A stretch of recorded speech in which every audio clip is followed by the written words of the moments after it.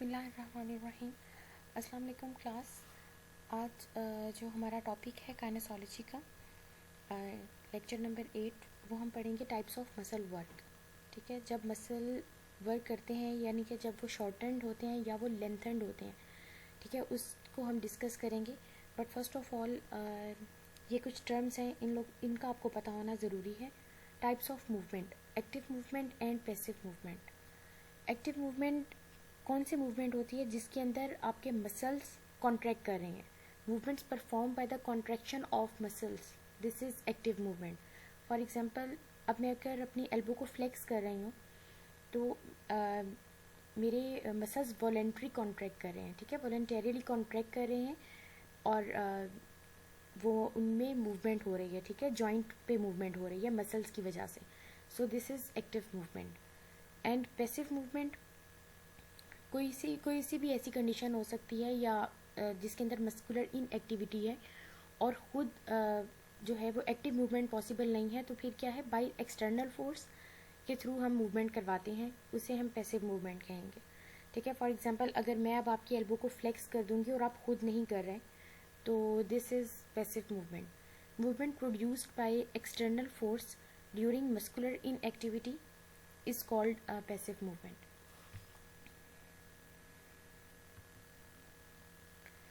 Then posture. What is posture? Posture, अभी जिस condition में आप लोग बैठे हैं, जिस पोस्चर में बैठे हैं, मेरा लेक्चर सुन रहे हैं, ये भी एक पोस्चर है। ठीक है, सिटिंग पोस्चर है। तो it describes the position of the body और the arrangements of body parts relative to one and other. ठीक है, तो पोस्चर ये आगे पूरा इसका चैप्टर है जिसमें हम पोस्चर्स के बारे में पढ़ेंगे। गुड पोस्चर क्या है, बैड पोस्चर क्या है, देन लाइन का क्या पोस्चर होना चाहिए। बट अभी ये कुछ टर्म्स हैं, इनका आपको पता होना चाहिए। इनएक्टिव पोस्चर क्या है, एक्टिव पोस्चर क्या है, इसकी डिटेल में हम नहीं जाएंगे क्योंकि ये पूरा सेपरेट टॉपिक है। उसमें आपको मैं लेक्चर ये वाला इसमें डिलीवर करूँगी। Then inactive postures and active postures. Active postures को सबसे पहले देख लेते हैं। एक्टिव पोस्चर्स कौन से हैं?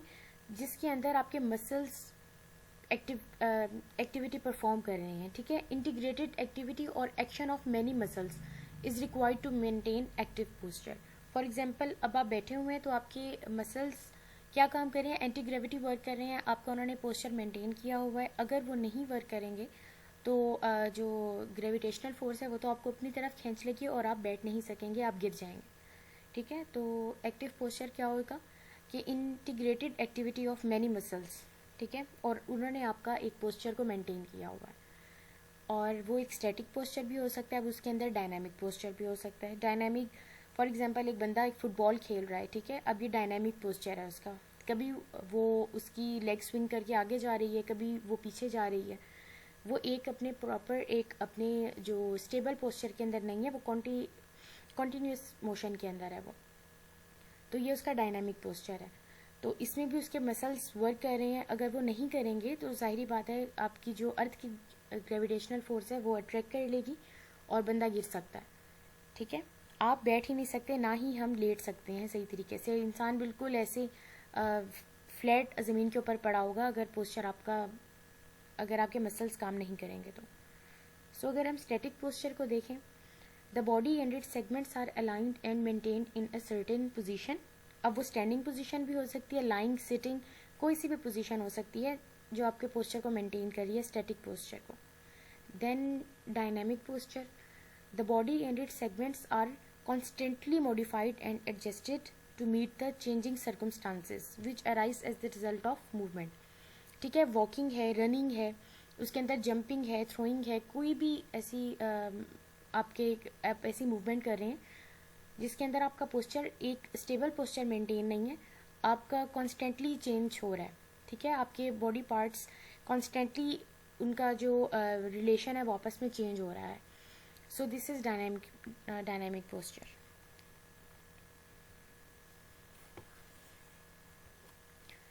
Then inactive posture. अब इनएक्टिव पोस्चर क्या है? जिसके अंदर आपकी जो एसेंशियल मस्कुलर एक्टिविटी है वो रिड्यूस टू मिनिमम हो जाए। ठीक है, अब ये नहीं है बिल्कुल ख़त्म तो नहीं हो सकती। जब हम लेटे भी हुए कुछ ना कुछ हमारे मसल्स काम कर रहे होते हैं। ठीक है, हमारे मोस्टली वो हमारे कोर मसल्स होते हैं जो कि उस वक्त भी कुछ ना कुछ एक्टिव होते हैं. सो इनएक्टिव पोस्चर वो है जिसके अंदर एसेंशियल मस्कुलर एक्टिविटी आपकी कम हो जाएगी. सो जैसे आपका जो पोजीशन है रेस्टिंग के अंदर है, स्लीपिंग के अंदर है, this is your inactive posture. ठीक है, और ये प्रमोट करती है जनरल रिलैक्सेशन. जब हम थक जाते हैं, ज़ाहिर बात है हम प्रेफर करते हैं कि हम रेस्ट करें या हम थोड़ी देर आराम कर लें, सो जाएं. So this is your inactive posture.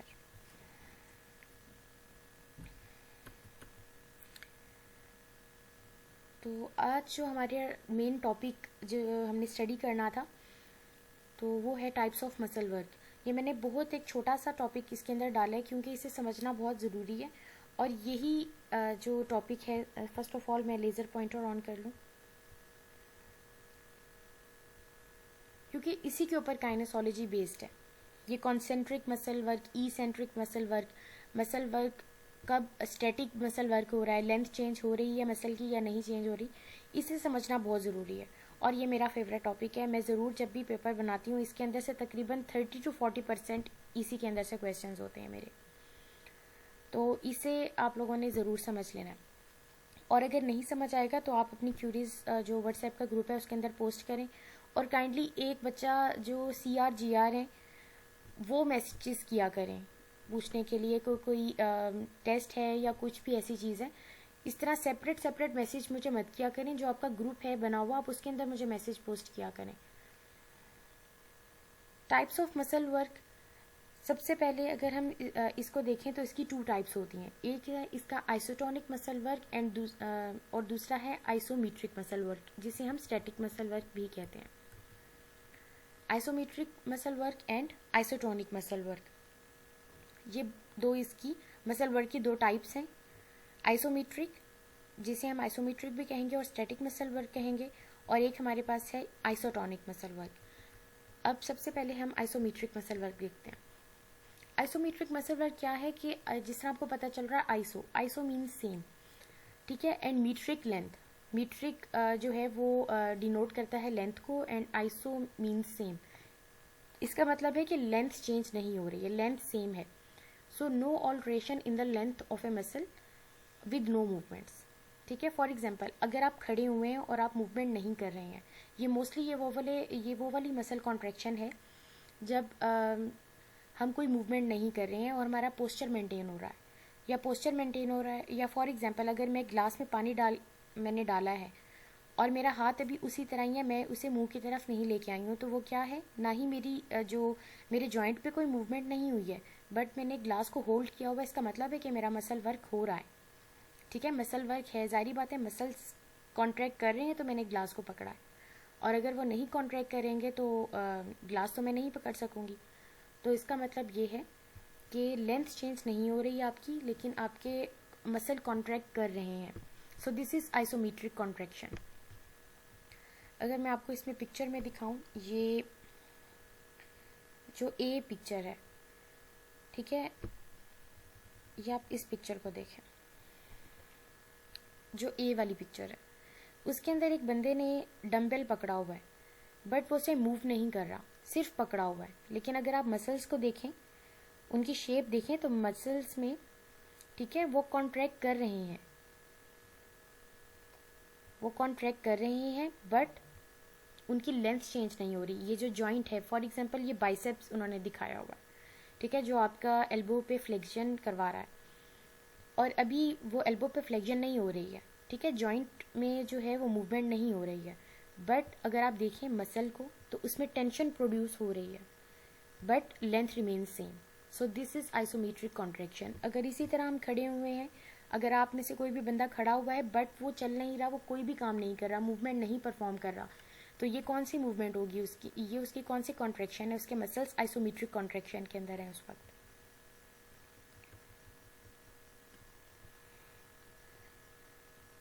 ठीक है, it works to stabilise a joint. Power of its contraction is equal and opposite to the forces which opposites. ठीक है, जाहिर बात है जो पावर इसकी जो फोर्सेस हैं एक दूसरे को जो अपोज कर रही हैं वो इक्वल हैं. And attachments of muscle remain stationery and work statically. ये बात मैंने भी आपको बता दी है कि जैसे एक बंदे ने डंबल पकड़ा हुआ है अपने हाथ के अंदर बट वो मूव नहीं कर रहा है, उसकी एल्बो, इसमें हम एल्बो जॉइंट को शो कर रहे हैं. मसल्स की लेंथ जो है वो सेम है, बट टेंशन उसके अंदर प्रोड्यूस हो रही है, वो कॉन्ट्रैक्ट कर रहा है, बट उसकी जो जॉइंट के ऊपर मूवमेंट नहीं हो रही है, लेंथ उसकी सेम है. This is isometric contraction.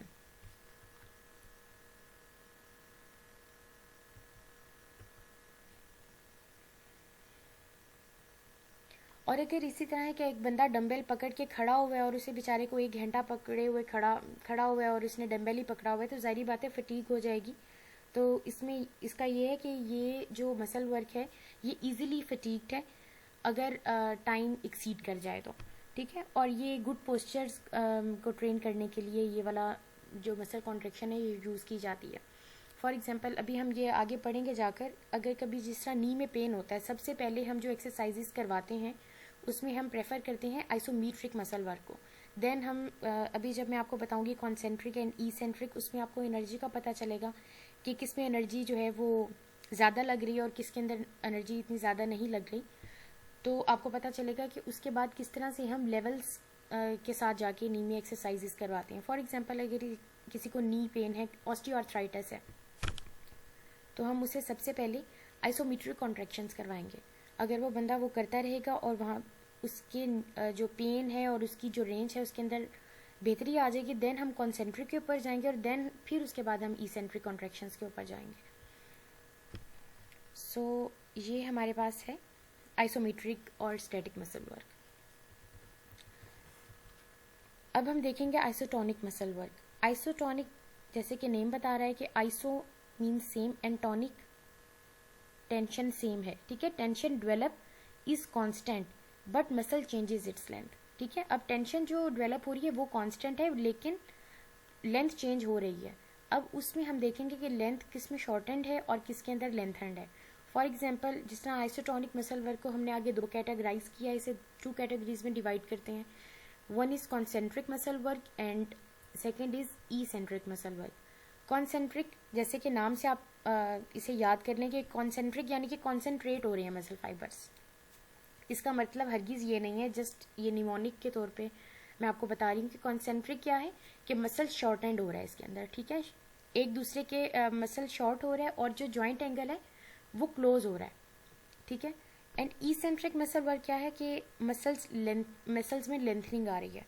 For example अगर हम इसी पिक्चर के ऊपर जाएं जो मैंने अभी आपको दिखाई है, ये वही वाली पिक्चर है कि अब एक बंदा, इसमें ये बिल्कुल भी ज़रूरी नहीं है कि डंबल आपने हाथ में पकड़े हुए हैं या डंबल नहीं. ये अगर उसे पकड़ा हुआ है तो वो भी कंसेंट्रिक वर्क है, और अगर नहीं भी पकड़ा हुआ और वो अपने हाथ को, अपनी जो एल्बो को फ्लेक्स कर रहा है, तब भी ये कॉन्सेंट्रिक वर्क ही है. ठीक है. तो कॉन्सेंट्रिक वर्क में अब देखें ये टेंशन प्रोड्यूस हो रही है लेकिन क्या हो रही है, लेंथ चेंज हो रही है.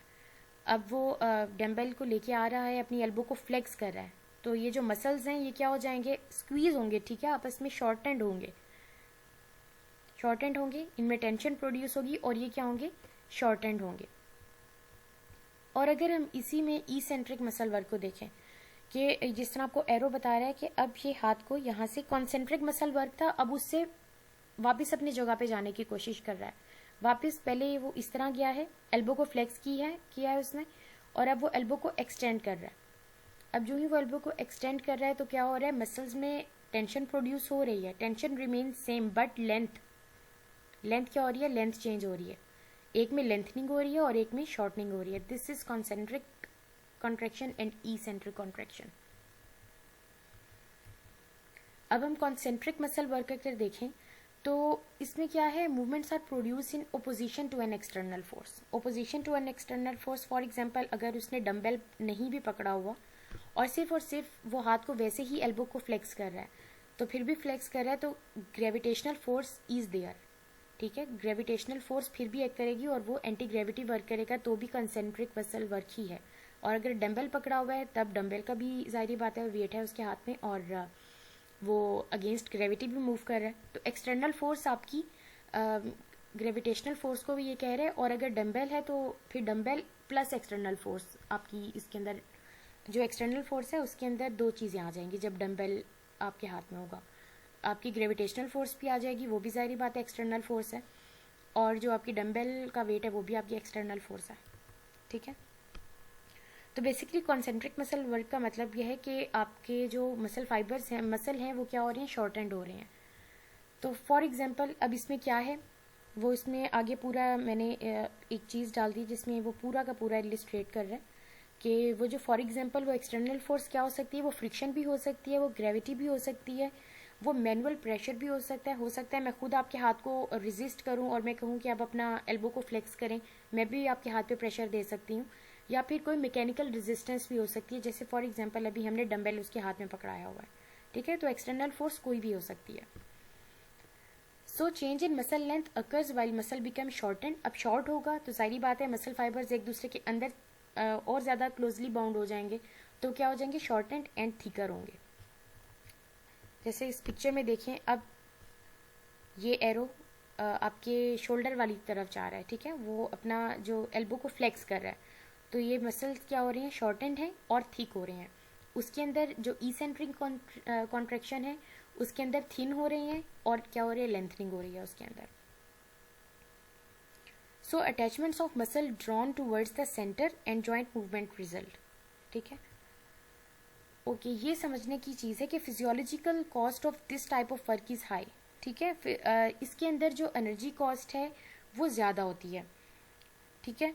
क्यों ज़्यादा होती है, जैसे फॉर एग्जांपल अब कोई काम हमने इनिशिएट करना है, अगर हमें आपको याद हो तो लॉ ऑफ इनर्शिया जो हमने पढ़ा था कि सबसे पहले जो एक ऐसी चीज़ होती है कि फॉर एग्जांपल अगर एक कार है, अगर वो रेस्ट में है या वो कांस्टेंट वेलोसिटी के साथ मूव कर रही है, जैसे वो for example 60 kilometre per hour की स्पीड से मूव कर रही है और सिर्फ 60 किलोमीटर पर आवर की स्पीड से ही मूव कर रही है, ठीक है। तो अब हमने क्या करना है, उस पर फोर्स लगाई ताकि हमने उसकी मूवमेंट को ऑल्टर करना है। तो इनर्शिया अगर आप लोगों के जहन में हो कि अगर एक बॉडी रेस्ट के अंदर है, वो रेस्ट में ही वो कोशिश करती है कि वो रेस्ट के अंदर ही रहे अनलेस अनटिल उसके ऊपर कोई बाहर से एक्सटर्नल फोर्स ना लगे।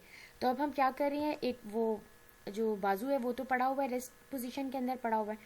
अब वो क्या कर रहे हैं, इनिशियल में क्या है, जब उसमें मूवमेंट स्टार्ट होगी तो सबसे पहले जो इनिशियल इनर्शिया होगा उसे ओवरकम करने में जो है वो हीट वहाँ पे प्रोड्यूस होगी, ठीक है। And then some is converted into heat. उसके बाद जाहिर बात है जब मसल वर्क कर रहे हैं तो हीट में भी हीट भी प्रोड्यूस होगी। सो इसे इतना समझना आप लोगों के लिए ज़रूरी है ये कि किस तरह physiological cost of this type of work is high, ठीक है। और मसल फाइबर्स इसमें बहुत ज़्यादा एक्टिवेट, ज़्यादा कॉन्सेंट्रिक कॉन्ट्रैक्शन में as compare to eccentric contraction, ये आप लोगों के जहन में होना चाहिए कि जो मसल फाइबर्स हैं वो इसके अंदर ज़्यादा एक्टिवेट होते हैं, ज़्यादा मोटर यूनिट्स एक्टिवेट होते हैं। मोटर यूनिट्स क्या हैं, मोटर यूनिट्स हैं, अब मोटर यूनिट क्या है, motor unit consists of a neuron, single neuron and all the muscle fibres it supplies. हमारा जो नेक्स्ट टॉपिक है वो मोटर यूनिट के ऊपर ही होता है, मसल फाइबर्स को एक, ठीक है, मोटर यूनिट सप्लाई कर रहा होता है डिफरेंट मसल फाइबर्स को। सो ज़्यादा मसल फाइबर्स कॉन्सेंट्रिक कॉन्ट्रैक्शन जो है उसके अंदर एक्टिवेट होते हैं, ठीक है, ज़्यादा मोटर यूनिट्स एक्टिवेट होते हैं। तो इस वजह से जाहिर बात है आपका जो ऑक्सीजन की कंजम्पशन भी इसके अंदर ज़्यादा है और आपका जो physiological cost of this type of work is high, ठीक है। और जाहिर बात है ये अब देखें जिस तरह डम्बेल की मैंने आपको एग्जांपल दी है, तो ये वाले जो कॉन्सेंट्रिक वर्क होता है ये पावर बिल्डअप करने के लिए बहुत इंपॉर्टेंट होता है। जिस तरह आप लोगों ने जिम में देखा होगा वो डम्बल से कैसे अपनी बॉडी बना रहे होते हैं, उनके मसल मास इंक्रीज हो रहा होता है, पावर इंक्रीज हो रही होती है। So it is more natural and requires least concentration, ठीक है, नेचुरल है, जाहिर बात है, पता है हमें कि अब डम्बल है उसे हमने आराम से ऐसे ऊपर ही लेके आना है। जैसे फॉर एग्जांपल ये अगर आपको एग्जांपल के तौर पे बताया जाए, और लीस्ट कंसंट्रेशन रिक्वायर्ड है इसके अंदर। अभी जब आप ई सेंट्रिक कॉन्ट्रैक्शन पढ़ेंगे तो आपको पता चलेगा कि why least concentration is required in concentric, और हमें ई सेंट्रिक के अंदर क्यों इतनी ज़्यादा गौर करना पड़ता है कि मूवमेंट कैसे हो रही है, ठीक है। अब फॉर एग्जांपल अगर ई सेंट्रिक मसल वर्क को हम देखें और ये कंडीशन हमारे जहन के अंदर हो कि अभी हमने कॉन्सेंट्रिक वर्क किया है और डंबल हमारे हाथ के अंदर है, जैसे इस वाली पिक्चर में देखें, अभी आप कॉन्सेंट्रिक वर्क किया और आपका बिल्कुल एल्बो फ्लेक्स हुई है, जितनी एल्बो की फ्लेक्शन की डिग्री होती है, ठीक है, जितनी उसकी रेंज है पूरी उसने अटेन की हुई है, लेकिन अब उसने ई सेंट्रिक कॉन्ट्रैक्शन करना है। अगर वो इतनी फास्टली अपनी एल्बो को एक्सटेंड करेगा, ठीक है, तो आप देखें एल्बो, जाहिर बात है जो जॉइंट है वो दो बोन्स के जो मिलने से आपस में बना है, ऊपर से ह्यूमरस बोन आ रही है और नीचे से जो है वो रेडियस आ रही है, ठीक है, सॉरी अल्ना, ठीक है, अल्ना और रेडियस आपस में मिलके जो वो एल्बो जॉइंट बना रहे हैं ना उसके साथ। और अगर ऐसा होगा कि वो फ़ौरन से अपना हाथ को ऐसे नीचे फ़ौरन से एक्सटेंड करेगा एल्बो को, तो क्या होगा, बोन की इंजरी हो जाएगी, जहाँ पे जॉइंट बना हुआ है उस जगह पे इंजरी हो जाएगी। ये जो ओलिकरनन प्रोसेस ऑफ अल्ना होता है इसके ऊपर मोस्ट प्रोबेबली इंजरी होगी, क्योंकि एकदम से उसके ऊपर प्रेशर पड़ेगा, ठीक है। अगर वो तेज़ी से उसने अपना हाथ डंबल के साथ नीचे कर लिया है, जिस तरह ये मैं आप लेज़र पॉइंटर से देखें, मैं करके दिखा रही हूँ, तो फ़ौरन से उसका क्या होगा, जॉइंट पे इंजरी हो सकती है अगर उसने कंसंट्रेशन के साथ नहीं अपनी जो एल्बो को एक्सटेंड किया। सो यही रीज़न है कि इसेंट्रिक मसल वर्क में क्यों कंसंट्रेशन ज़्यादा रिक्वायर्ड होती है। चेंजेस इन लेंथ, ठीक है, अब changes in length of muscle with the attachments are drawn away from the centre. अब इसमें क्या हो रहा है, मसल लेंथन हो रहा है और जो आपकी सेंटर से क्या जा रहा है, दूर जा रहा है। Its resistance is overcome by the external forces. Muscle become longer होते हैं, thinner and produce movement. Physiological cost of this is low और आपकी considerable concentration is required in this. ये मैंने आपको बताया क्योंकि अगर एकदम से हम बेध्यानी के अंदर अपना हाथ ऐसे तेज़ी से नीचे करेंगे, जाहिर बात है जॉइंट है उधर और वो वहाँ पे जाके आपके क्या हो सकता है, जॉइंट को डैमेज कर सकता है। इसलिए हम बहुत, जब हम डंबल को नीचे करते हैं, आपने देखा भी होगा कि अगर आप में से कोई भी ये बॉडी बिल्डिंग करता है तो जिम जाता है, तो कैसे हम डंबल को इतने एहतियात से नीचे की तरफ कर रहे होते हैं। या फॉर एग्जांपल जब हम स्क्वाट कर रहे होते हैं, ठीक है, या स्क्वाट कर रहे हैं, स्क्वाट क्या है कि एक एक्सरसाइज की एक टाइप है जिसके अंदर आप अपने आप हिप पे और नी पे फ्लेक्जन होती है, आप ज़मीन पे बैठते हैं, ठीक है, ज़मीन पे बैठते हैं आप, और जो ही आप बैठ रहे हैं आपकी नी पे भी फ्लेक्जन होगी, आपके हिप पे भी फ्लेक्जन हो गई है, और आप देखें उस वक्त सबसे ज़्यादा क्या हो रहा है, इसेंट्रिक वर्क हो रहा होता है और आप कितने आराम से नीचे बैठ रहे होते हैं। अगर आप तेज़ी से बैठेंगे, जाहिर बात है आपकी इंजरी हो सकती है, मस्कुलर इंजरी भी हो सकती है वो, और वो जॉइंट की इंजरी भी हो सकती है। हमें क्या करना है, हमें करना है control the speed of movement इसके अंदर, क्योंकि ये डी एक्सिलरेशन है। कॉन्सेंट्रिक मूवमेंट क्या है, एक्सिलरेशन है, ये एक बहुत इंपॉर्टेंट पॉइंट है। जो कॉन्सेंट्रिक मूवमेंट होती है उसके अंदर क्या होता है, एक्सिलरेट करती है वो मूवमेंट को, ठीक है, वो हम तेज़ी में कर लेते हैं, लेकिन जब भी हमने डी एक्सिलरेट करना है तो वो इसेंट्रिक मूवमेंट में डी एक्सिलरेशन है और वो हम बहुत स्लोली एंड ग्रेजुअली करेंगे। क्यों, क्योंकि मस्कुलर इंजरी भी हो सकती है और जॉइंट इंजरी भी हो सकती है। So we have to control the speed of movement और fairly rapid in natural movements, ठीक है। अब fairly rapid in natural movements जिस तरह की अभी मैंने आपको एग्जांपल दी है, फॉर एग्जांपल अगर हमने अपने एल्बो को फ्लेक्स किया है और अब मैंने वापस एक्सटेंड करना है, हम उसे आराम से नहीं कर रहे होते, आराम से हम फ़ौरन से अपना हाथ नीचे की तरफ छोड़ देते हैं, ठीक है। और अगर हमने डंबल पकड़ा हुआ है तो हम बहुत स्लोली एंड ग्रेजुअली उसे नीचे करना चाहिए, क्योंकि डी एक्सेलरेशन हो रही है और यूँ और क्या होगा, हमें कोई बोनी इंजरी भी हो सकती है और हमारी मस्कुलर इंजरी भी हो सकती है। और physiological cost of this is low. Why, इसके अंदर ये थ्योरी है, जब हम आगे पढ़ेंगे इसे स्लाइडिंग फिलामेंट थ्योरी, जो मसल्स के बारे में पढ़ेंगे हम, स्केलेटल मसल्स के बारे में, देन आपको इसका पता चलेगा। बट आपको इसका चंक सा मैं बता देती हूँ। इसमें ये होता है कि जो इसेंट्रिक मसल वर्क है उसके अंदर ये थ्योरीज हैं कि उसके अंदर जो मोटर यूनिट्स हैं वो कम जो है वो एक्टिव होते हैं, और जाहिर बात है जब मोटर यूनिट्स कम एक्टिवेट हुए हैं, मसल फाइबर्स कम एक्टिवेट होंगे, और जब मसल फाइबर्स कम एक्टिवेट होंगे तो आप ऑक्सीजन की जो रिक्वायरमेंट है, ठीक है, ऑक्सीजन जो है वो की कंजप्शन वो कम होगी, तो इस वजह से इसकी physiological cost of eccentric contraction is low. So this is all about today's lecture. I hope you all are getting my points. और सबसे पहले अगर हम देखा जाए, जब भी हम कोई एक्सरसाइज प्रोग्राम स्टार्ट करवाते हैं, हम स्टार्ट लेते हैं आइसोमेट्रिक से, देन हम जाते हैं कॉन्सेंट्रिक पर एंड देन हम इसेंट्रिक पर जाते हैं। जब वो बहुत अच्छे तरीके से ट्रेन हो जाता है देन हम एंड में जाके इसेंट्रिक कॉन्ट्रैक्शन के ऊपर जाते हैं, क्योंकि इसेंट्रिक कॉन्ट्रैक्शन जो है एक तो उसके अंदर हमें बहुत कंसंट्रेशन रिक्वायर्ड होती है उसके अंदर।